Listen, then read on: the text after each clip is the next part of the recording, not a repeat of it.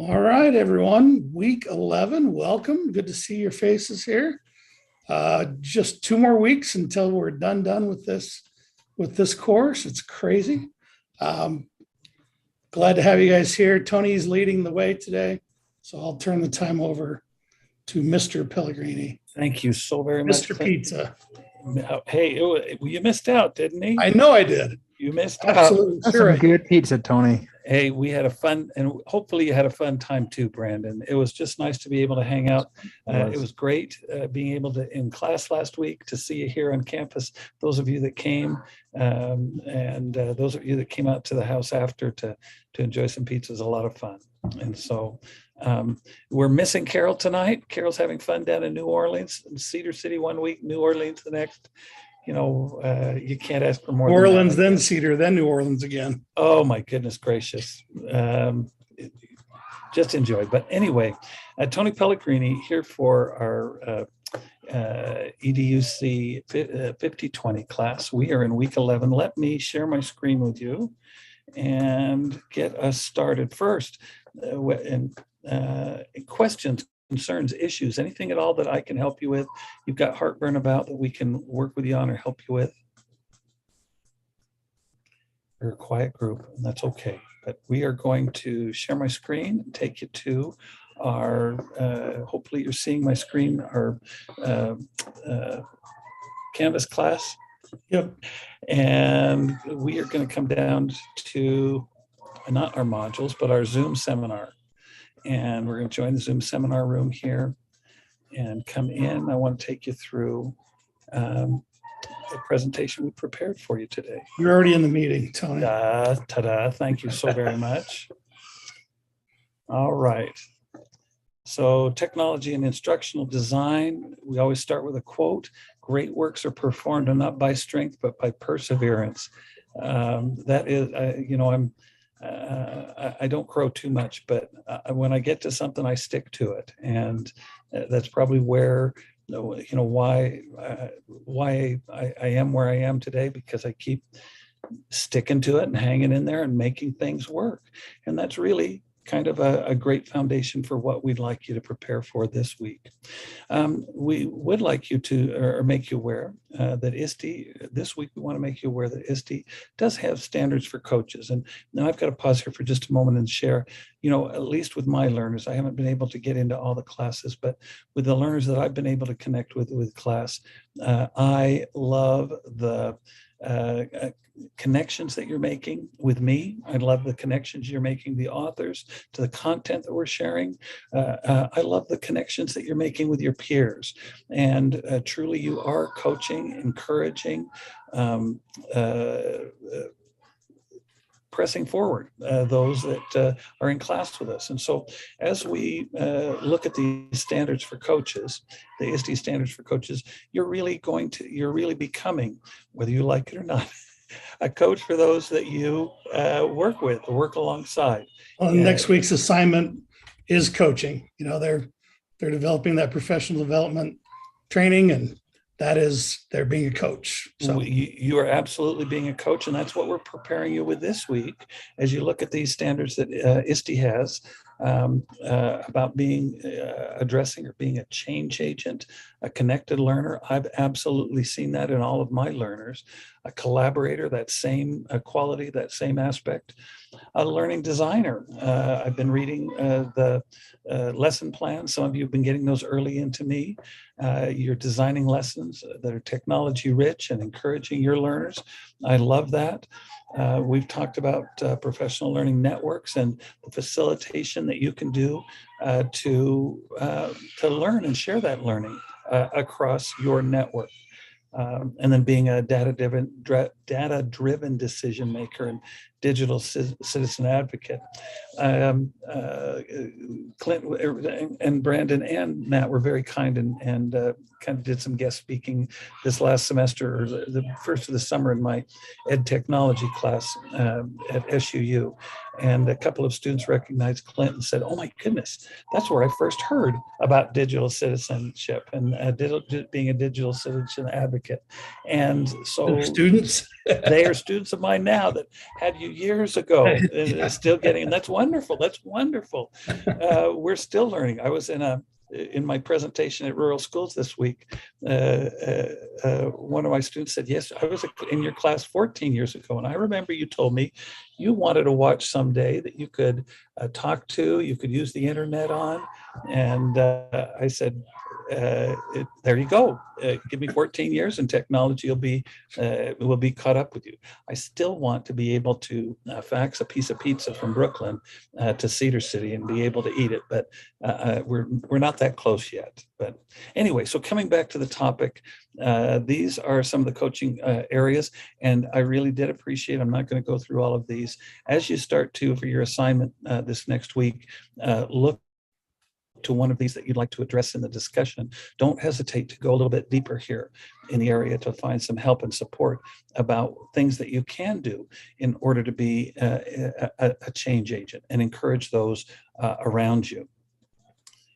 And so this discussion this Sunday, post your video and reflection by Sunday night, your enhanced discussion post, and then we have an assignment to modify, as Clint mentioned just a moment ago, or redefine a lesson plan with the appropriate tech tools that will help your learners connect or engage, expand the school day with technology opportunities that they have available to them.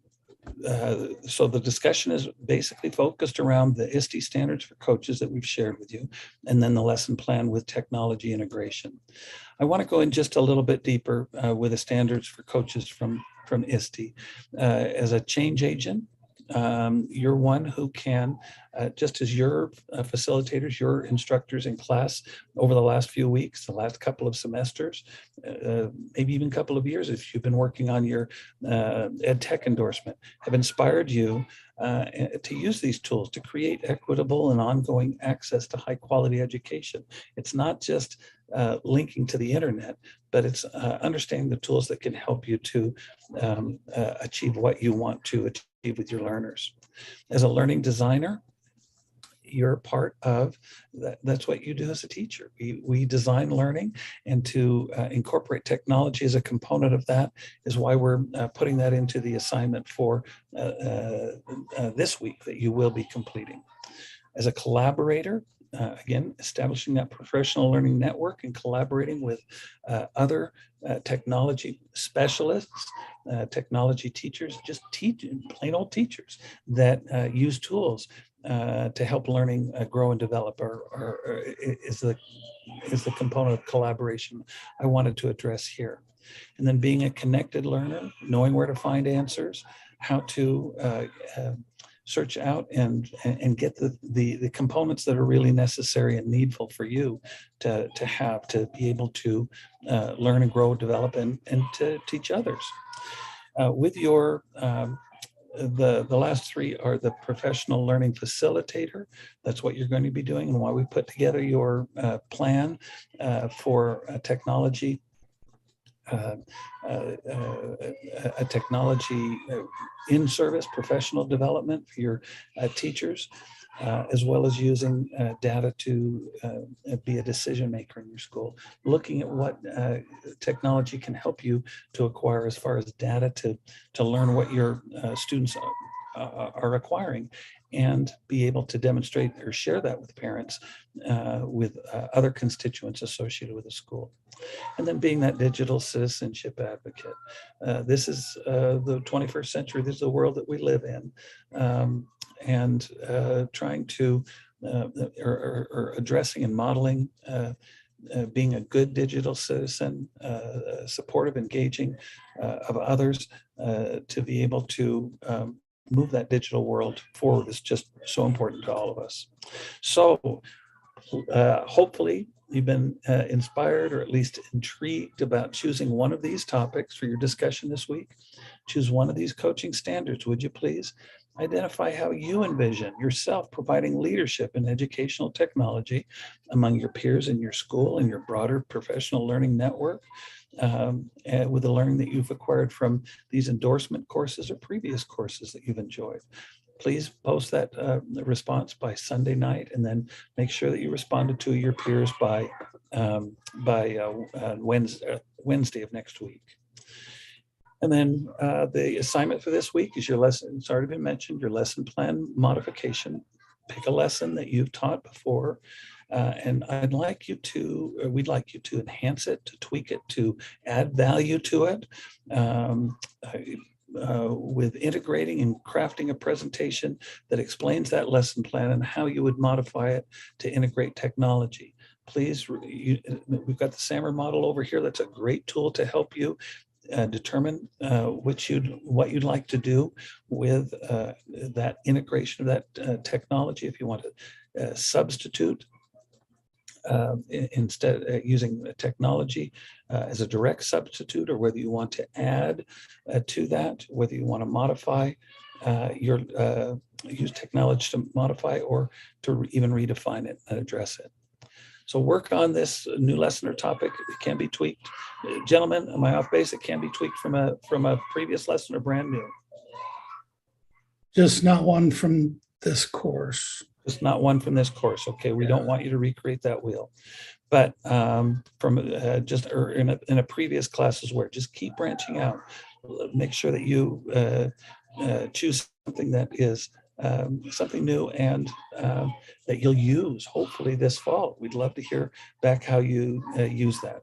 Yeah, that's the biggest thing. I had a teacher ask me a question about, what format should it be in, or all this stuff. And I said, whatever is most useful for you. I want the bulk of your energy and time to be spent on making your lesson better, and not as much on putting it in a format that I want. So, if it is just a quick video to overview how you've taken this lesson that I've done this way for 20 years, and I'm going to augment it, modify it, redefine it in this way, that's more valuable to you and just fine for us. And I know you're excited as we are excited. We're moving on here in a couple of weeks, and the assignments will be turned in. You'll get some feedback on them. But I'm an old Paul Harvey fan. I want to know the rest of the story. If you have success or even limited success with your approach come September, October, November, reach back out if you can remember and share. We'd sure love that. It's not a required part of the class, but we'd love to stay connected and hear how that goes for you. So please, some things to remember and do, and make sure that all of your work is in by Wednesday, the 27th of July. UEN is really firm with us. We need to get our grades in very quickly after. So make sure that all of your assignments are completed, your discussions are completed. Submit the credit registration form and payment after the grades are finalized. And Brandon's going to give us some more direction on that next week in week 12, how to get with SUU and make sure you get this on your transcript, okay? And then stay in contact with your new professional learning friends and your instructor, even beyond class. And then just some additional educational technology endorsement program information, the EdTech conference attendance. We give you a list of these EdTech conferences that you can look at, and then our fall courses. Thank you so much. Please answer. Do you remember who Paul Harvey was? I hope there's a couple people out there almost as. There's a poll question out there now. Yeah. Yeah, please go ahead. Just want to make sure. Oh, so far you're okay, Tony. Okay, good. I'm not dreaming. Yeah. I grew up on the farm in Monticello, and yes, we did get to eat lunch around the tractor at noon. And Paul Harvey on KUTA, the voice of the Canyonlands, was always on at noon, and I just loved the rest of his story. For those of you who said it's false, he really was. I promise, he really was. He always ended it with, and that's the rest of the story. We love the rest of the story, don't we? Absolutely. Anyway, we love it. We hope to see you back in the fall. If this is your last class, we're sorry to miss you. But again, like we said, please reach out to us and tell us we love hearing about your successes. Tell us the great things that are going on in your life personally and professionally. And general registration for fall classes starts in August. If you've had fun, please, with these classes and been comfortable in connecting with us, please reach out to your friends and teacher neighbors and say, hey, this is something you really ought to give a try to. Let's see. Any other last minute questions or concerns that we can help you with? Hey, Tony, can I add two Matt. things? You can absolutely, Matt. Oh, perfect. One is talking to Justin from UEN earlier this week. We are going to be putting out those courses for UEN earlier than, normally we give them about a week early, so you and the endorsement program can get at them. He's not sure on the date yet, but it should be a few days before August 1st to give you guys the first run of the classes. I'll ask him this week and see if we can get a date for you guys by next Thursday, so we know exactly when to turn those out, although he does send out emails reminding everyone as well. Wonderful. The second thing, on Tony, you just took the slide down, but on the last thing on that slide, I'll put it up. Give it just a sec. Give me 10 seconds. Good. I'll hustle here. I just wanted to bring this up because I didn't hear you say anything about it. But if you have never heard of C Forum, now that you're in the endorsement program and some of you are finishing up, you should join C Forum. It is a mailing list / get together once a month with the technology leaders in the state of Utah. Before I was at UEN, I joined this as a classroom teacher, and just seeing the conversation and then seeing the different calls for presentations and the things that are going on kind of background with the technology leaders in the state was amazingly helpful. So even though you might not be a district-wide coach or technology director or school coach or anything like that, still joining that mailing list can really give you an inside play view of Utah technology and Utah education. So that link right there for C Forum is tremendously helpful. So I just wanted to toss that out there as a comment. You are a coach for your next door neighbor teacher. You are, even if he or she is around the world, help lift and encourage others. And this is a wonderful way to keep that going. We can play this game again. Who knows what the C in C Forum stands for?